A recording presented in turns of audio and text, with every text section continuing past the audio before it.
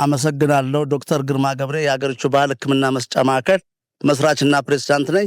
እንግዲህ እንደጠፋሁት ሁሉ ቃል በገባሁት በመሳሉ በአዲስ ነገር ምርመራ አድርጌ እመጣለሁ ባልኩት ቃል መሰረት ዛሬ እንግዲህ በሬክተን ካንሰር ወይንም የፊንጢጣ ካንሰር በሚለው መጥቻለሁ።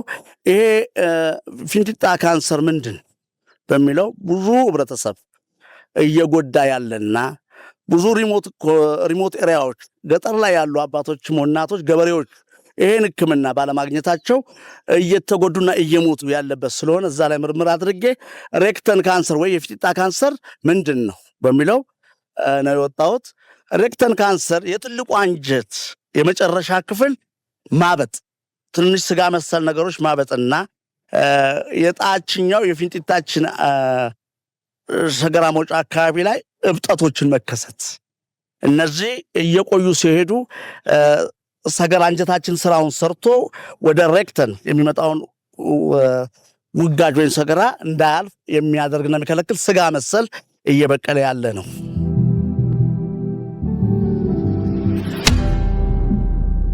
አገርቹ ዘመኑን የዋጀ የባህል መድኃኒትና ሕክምና ማዕከል። ኪንታሮት የቬኖች መደፈን፣ የፊንጢጣ ጫፍ ቬኖች ደም መልስ መደፈን ነው። ይሄ ግን በተለያየ ሁኔታ የትልቁ አንጀት ተግባሩ እንዳይተገብር የመጨረሻው ላይ ሰርቶ የሚወጣበት አካባቢ ላይ ስጋ መብቀልና መጨነቅ፣ ያም ደግሞ በአግባቡ ስለሚጨነቅ ስራውን ስለማይሰራ ወደ ታችኛው ወደ ፊንጢጣ ክፍሎች ላይ በአግባብ ስለማይሆን እዛ ጋር እብጠቶቹ ስላሉ ልዩነታቸው ከኪንታሮት ጋር ይሄ ነው። ምንድነው የሬክተን ካንሰር? መጀመሪያ በሽተኞቹ ሲመጡ ብዙ ተቸግረው ይመጡና ይጠይቁናል። እኛም እንጠይቃለን። ምንድነው? ተቅማጥ፣ የማያቋርጥ ተቅማጥ ሲኖር፣ መድማት ሲኖር፣ ሰገራ ድርቀት ሁል ጊዜ በተደጋጋሚ ሲመጣ፣ የሆዳችን ታችኛው ክፍል ህመም መሰማት፣ መጨነቅ ሲኖር እነዚህ ነገሮችን እንጠይቅና ስለሚሆን ጠይቀን ካወቅን በኋላ እንጽፋለን ለምርመራ። መረጃ ከጠየቀን በኋላ ተመሳሳይነት እንዳይኖረው ከሌላ ተመሳሳይነት ስላላቸው ምርመራ አድርጎ እንዲመጣ ኢንዶስኮፒ እንልካለን። ያንን ተመርምሮ በኢንዶስኮፒ ታይቶ ከመጣ በኋላ እንለየዋለን ካንሰር መሆኑን። የማያቋርጥ ተቅማጥ፣ ደም መድማት፣ የሆታችን ሆድ መቁረጥ፣ ሰገራ መድረቅ የማያቋርጥ እነዚህ ምልክቶቹ ናቸው። ከኪንታሮት ይለያሉ። እነዚህ ነገሮችን እናደርግና ሬክታል ካንሰር ከሆነ በኋላ በዘመናዊ ሕክምና ቀዶ ጥገና ነው የሚደረገው። ማስወገድና ይደፈናል። ሰገራ በዛ እንዳይመጣ ይደፈንና በዚህ ቦታ ላይ በጎን በኩል ይደፈንና በዚህ ሰገራን ጽዳጅ እንዲወጣ ይደረጋል። ብዙ ጊዜ አመርቂ አይደለም። ለህብረተሰብ ተጽዕኖም በአይምሮ ላይ የሚከሰት ነገር ስላለ እነዛ የመጨረሻው ሁኔታ በቀዶ ጥገና ነው። ያ እንዳይሆን ነው እኛ በአገሪቱ ያ እንዳይሆን በመድኃኒት ብቻ ያ ከታወቀ በኋላ ማስወገጃ አለ። እብጠቱን እንዲወገድ መድኃኒቶች አሉ። ቀመን የሰራናቸው ብዙ ሰዎችም ድነዋል። አብዛኛው ህንድ ሀገር ነው ይሄ ህክምና የሚገኘው። አሁን ሀገራችን ውስጥ መጥቷል፣ ግን ብዙ አጥጋቢ አይደለም። ብዙዎቹ ሰዎች ኢንፌክትድ እየሆነ እዛ ቦታ ላይ እየተበላሸ መልሶ ወደኛ ጋር ይመጣሉ።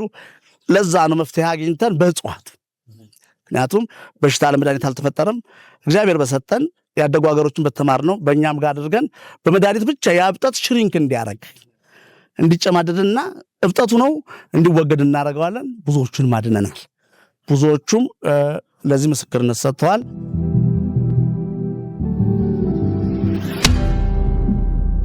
አገርቹ ዘመኑን የዋጀ የባህል መድኃኒትና ሕክምና ማዕከል። መድኃኒቱን እንግዲህ እኛ በምርምር ያገኘ ነው በውስጥ እግር በመርገጥ 2 ሰዓት ያህል በመርገጥ እናደርግና ያ መድኃኒት ገብቶ ያለውን እዛ አካባቢ ያሉትን ኢንፌክትድ የሆኑ ቦታዎችን በማከም እንዲጨማደድ እናደርጋለን። ሁለተኛ በስሪንጅ መድኃኒቱ ተሰርቶ በዘይት ነገር ወጥቶ ውስጥ ድረስ እንዲገባ አድርገን በስሪንጅ እንዲደረግ እናደርጋለን። ጫፍ ላይ ያሉ ያበጡት ኪንታሮት መሳይ የዛ መንስኤ የሆኑትን ደግሞ በክሬም መልክ አድርገን በደንብ እያከመን ያለ ነው። እግዚአብሔር ይመስገን ውጤት አግኝተናል። ብዙ ተስፋ የቆረጡ ሰዎችን መጥተው እየታከሙ ድነውልናል ነው። በፊንጢጣ ካንሰር ድነው ተመርምረው ነፃ ተብለው በደንብ መፍትሄ አግኝተው እንደፈለገ ጽዳጅ አለ ሰርጂካል ጽዳቸውን እየወጡ ምስክርነት ስለሰጡ ነው። ይሄንን እኛ ወጥተናል ሰርተን በኪንታሮት እያዳንን በደም ግፊትን በስኳር ብዙ ህብረተሰቦቻችን የተለመደውን ሪሞት ኤሪያ ያሉ አብዛኛው እኔ ብዙ ጊዜ ለሪሞት ኤሪያ ይህን ሕክምና ለማግኘት ያላልቻሉ በቲክቶክም ብዙ ማግኘት ያልቻሉትን ይሄ ህመም ያለባቸው ሰዎች ድነው የታክመው የዳኑም አሉ። ወደ አገሪቱ መጥተው እንደሌላውም ፈውስ እንዲያገኙና ቀዶ ጥገና ብቻ መፍትሄ አይደለም። የመጨረሻው መፍትሄ ሲጨነቁ ነው ይሄን የሚያደርጉት። ለምን ሰገራ ካልወጣ ያብጣል ሆድ። መፍትሄ ነው እንጂ የመጨረሻ መዳኛ አይደለም፣ አይድንም። ስለዚህ ለቀዶ ጥገና ብዙ ጊዜ ባይቸኮልና ህብረተሰቡም ይሄንን በመረዳዳት ላልሰሙት እያሰማ መቶ ምስክርነት የዳኑትም እንዲሰጡና ህብረተሰቡን ልናገለግል ነው የወጣ ነው። ምክንያቱም ከዘመናዊ ሕክምና ጋር አብረን በመሆን በተማርነው መሰረት ኢትዮጵያ መድኃኒት አላት፣ ብዙዎችን እያዳንን ነው። ይህን ህብረተሰባችን ይህን እናውቃለን የሚሉ ታክመው የዳኑም ለህብረተሰቡ በማሳወቅ የኔነትን ተሰምቶ እንዲሆን ነው።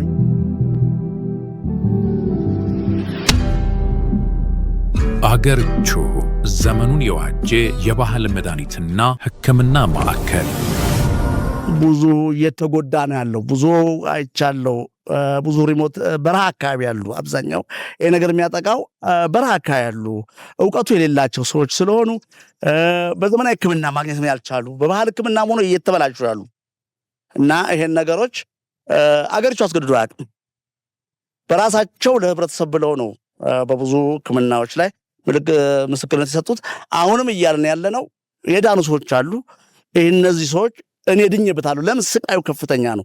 ያን አይቶ ለሚሰቃይ ሰው ያላዘነ እግዚአብሔርን ያልፈራ ነው። ለኛ አይደለም። እኛ እየታገልን ነው። ባለን ሁኔታ ባለን በተማርነው ሁኔታ እየታገልን ብዙ ሰው ፈውስ እየሰጠን ነው። የዳናችሁ ደግሞ ለሌላ ላልዳነው እየነገራችሁ ስቃዩ ከፍተኛ ስለሆነ አገዳደሉም ደስ አይልም። ከሰው ጋርም እንድትቀርብ አያደርግህም። ኢንፌክትድ የሆነና ትል ሁሉ ይወጣል፣ ይሸታል፣ ይበሰብሳል። ብዙ ነው ጭንቀታቸው። ይህንን ያያችሁ ደግሞ ለወንድሞቻችሁ ገጠር ላሉ አባቶቻቸው ጤፋቸውን፣ በቆሏቸውን፣ ስንዴያቸውን፣ ጉልበታቸውን እያረሱ ለሚያመጡት ስለማያውቁ እውቀት የሌላቸው ጋር የባህል ሕክምና ሄዱና በፊንጢጣ ስር እየጨመሩ በጥጦ እያጠጡ አንጀትን ሁሉ እስከ ማውለቅ የደረሱ አሉ። ለነዛ መፍትሄ ያለው አገርቾ እንግዲህ የመታችሁ አገልግሎታችንን በማግኘት ምስክርነትን ከዚህ ቀደሙ እንደ ኪንታሮት ህመም የሌለው እንደ ስኳር የዳኑ ሰዎች ለ30 ዓመት የታሙ ሰዎች ድነው ምስክርነት ሰጥተዋል። እና ይሄን ለማድረግ ነው የወጣ ነው ለማለት ነው። አመሰግናለሁ። አገርቹ ዘመኑን የዋጀ የባህል መድኃኒትና ሕክምና ማዕከል። I see an amazing place. Feels like a dream. A place of many wonders. And full of life. I open my eyes. Earth is our Pandora.